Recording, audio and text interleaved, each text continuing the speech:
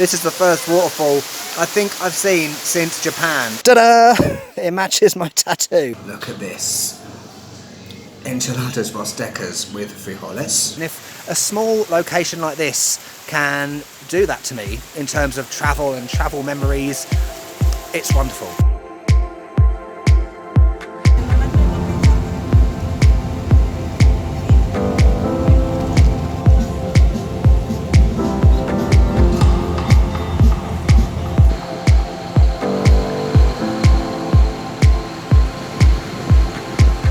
Hola, buenas tardes, and welcome back to Mexico. In today's video, we are continuing our epic journey across the wonderful state of San Luis Potosi in central Mexico. Yes, I've finally made it to the Huasteca Potosina region, which is over to the east from San Luis Potosi city itself.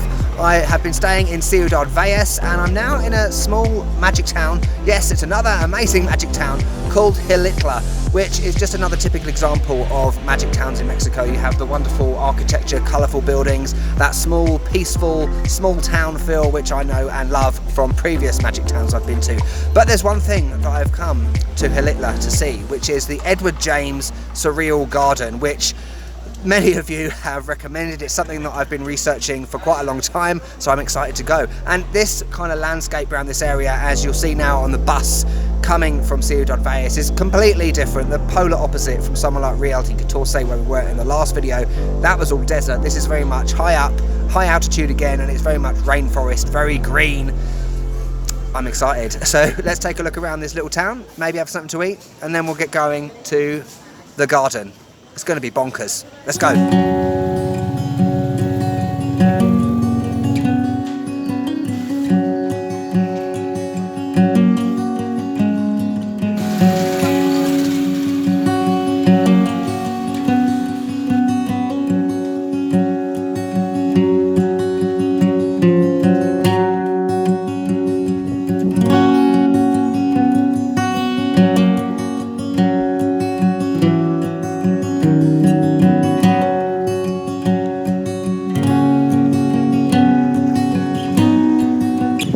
Okay, so if you're not familiar with San Luis Potosi, or you're considering coming here, I thought I'd show you my route over the last week or so. So I was in San Luis Potosi, over there. Come down here. Rio Verde is a popular spot to visit as well. Unfortunately, I didn't get time to go there. Tamasopo, you have Puente de Dios. There's muy cascadas in this area, so lots of waterfalls. Ciudad Valles is where I came from today, and Xilitla is roughly down there. There's also Sótano de las Golondrinas, which is a cave where parrots or parakeets come out of at dawn and dusk. So if you have more time than I do, I would suggest researching those points of interest. On top of those points that I just mentioned, there are of course tour places located in Xilitla, also in Ciudad Valles, where you can book tours like kayaking, rappelling, rafting, that kind of thing. Trips to Tamil Waterfall, which is probably the most popular waterfall out of all of them. So if that's your sort of thing, adrenaline, you know, having fun, then book your tours here. Right, I think we're going to start off with some food. So I've just been in this market behind me looking for some Enchiladas Huastecas. You might remember I had Enchiladas Potosinas in San Luis Potosi, and they were completely off the scale. So I want to try Huastecas this time. But that market, the food's like quite basic. It's just like tacos and gorditas. We've had all them before. But there's lots of different restaurants up that way. So let's find somewhere to eat.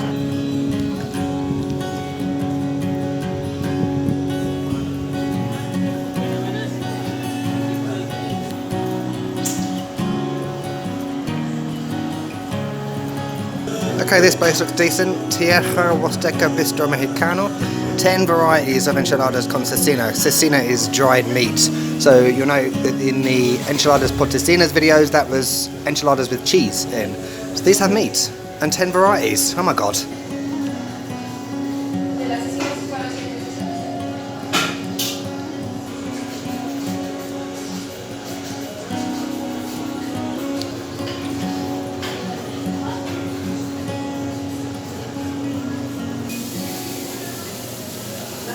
So as you can see, look at all the enchiladas. There's millions. So Huastecas is what I want at the top. So 6 tortillas with something, salsa, egg, okay, and cheese, frijoles refritos, refried beans, and dried meat. Beautiful. Apologies if that's completely wrong, but you have POTOSINA'S, you have Enchiladas, oh, I can't even say that. Entomatadas con pollo. Okay. This looks like the place to come. Beautiful. Okay, can we just take a moment to look at the amazingness that is this plate? So, cecina, dried meat. This reminds me a lot of, you know, what I might have in Argentina or Peru, Bolivia, 10 years ago, literally. So that is familiar. And look at the enchiladas. And it's in a sauce as well, with cheese on the top, with avocado, and then you have frijoles negro, I'm guessing, black frijoles. Oh, look at this. This is so much better than the enchiladas I had at the last place. Okay, it's time to film myself eat, which is the most difficult thing on the planet. Look at this. Enchiladas Huastecas with frijoles, queso. Let's put a bit of that on it. Beautiful.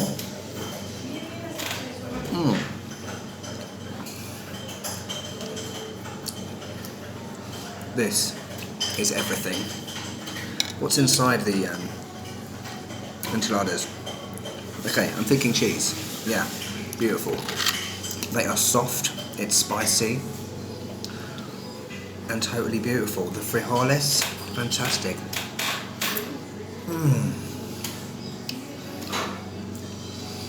This is right up there in the top 5 things I've had, without a doubt.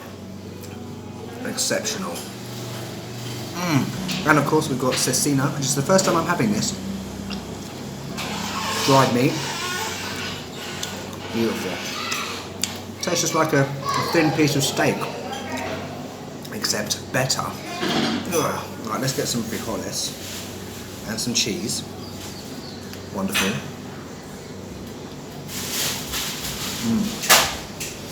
Okay, the food is done, and it goes without saying that that food was extremadamente increíble. Extremely amazing. I wouldn't even say that in English, but never mind.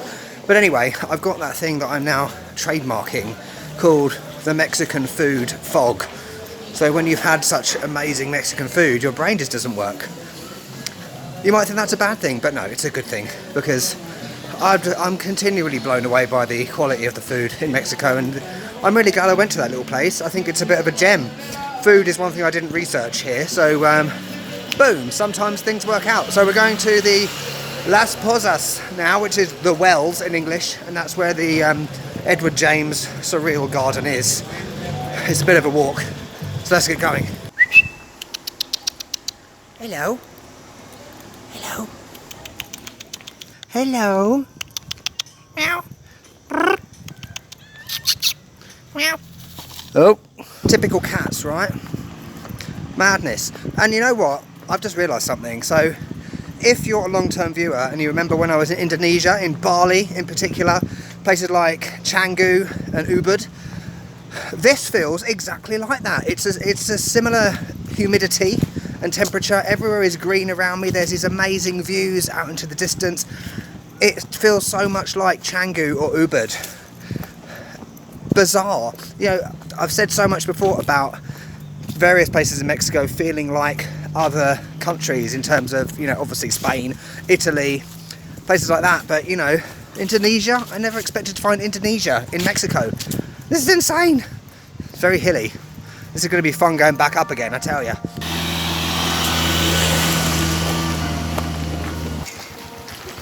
And here we are, I've made it to the Edward James Surreal Garden. This is going to be insane.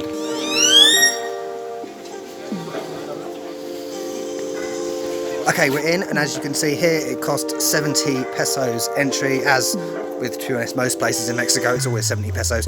And I'm going to put some information in the description down below, so if you would rather read about this, please have a look down in the description below. But in terms of a basic summary, so Edward James was from the UK. He was a British writer and a collector of surrealist art. And he came to Mexico in the 1940s and created this absolutely bonkers residence and garden in the style of surrealist art. And from what I understand, surrealism comes from basically dreams or the unconscious mind, so it kind of defies logic in terms of architecture and art and design. It is absolutely insane. My Airbnb host and also Salvador Dali said that Edward James was muy loco, crazy, bonkers. So let's take a look around.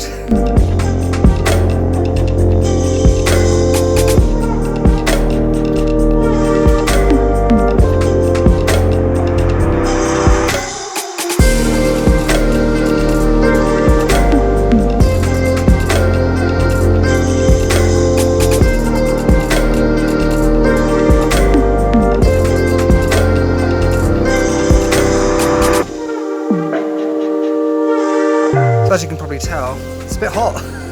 Sweaty as hell. Tengo mucho calor. No muy caliente. Anyway, yeah, in terms of the architecture here, there's things like snakes and different things. I don't know. I guess that's the point of it, because it is kind of unexplainable in terms of the weird, bonkers, crazy, mad architecture. But yeah, this is a great experience so far, because it's, you know, proper like trekking in the jungle, you know, which I love.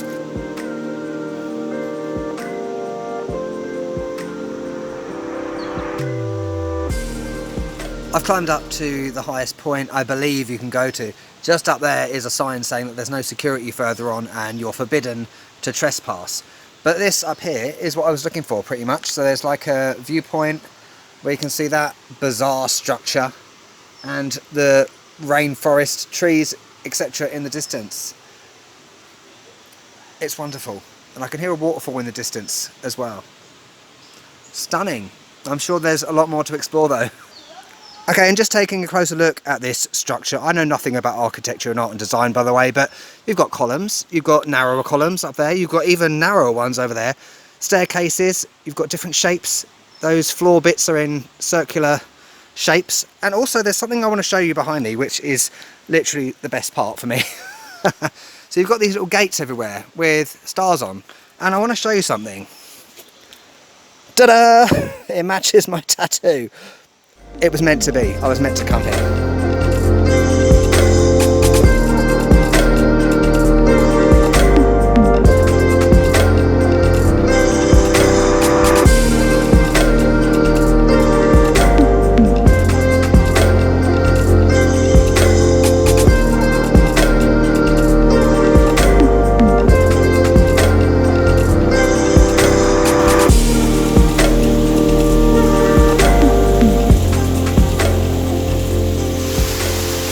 Right, I've continued walking. Excuse the hair, I'm beyond caring. Can you see behind me? Not that guy. The waterfall. Yes, this is the first waterfall I think I've seen since Japan. Kobe in Japan, I believe. So put down your Instagrams, put down your YouTubes, except this video. Let's take a look at the waterfall.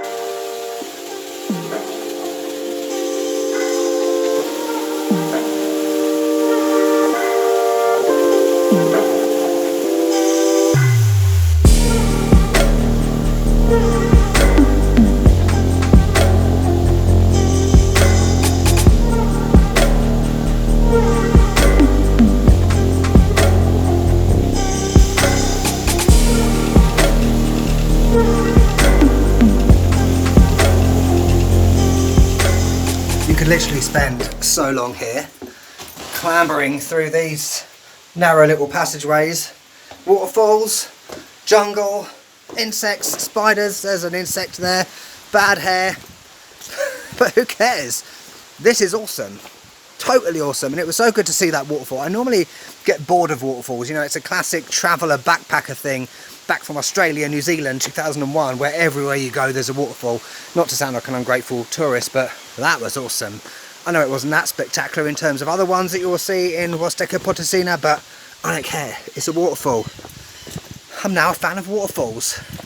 I can't believe it. Right, I'm done and dusted in the Edward James sculptured surrealist garden, whatever it's called, and I hope you've enjoyed this video. I certainly have enjoyed walking around here. It's been spectacular, and the message of this video is, so throughout this video you might have noticed that I've been mentioning past trips of mine, so Indonesia, Japan, Australia, New Zealand, and why have I done that? Because this small area in Mexico has brought all of those feelings from my past trips to the fore. And I've talked a lot about Mexico having so much variety before, but this isn't just Mexico as a country, this is just a small place in Mexico. And if a small location like this can do that to me in terms of travel and travel memories, It's wonderful.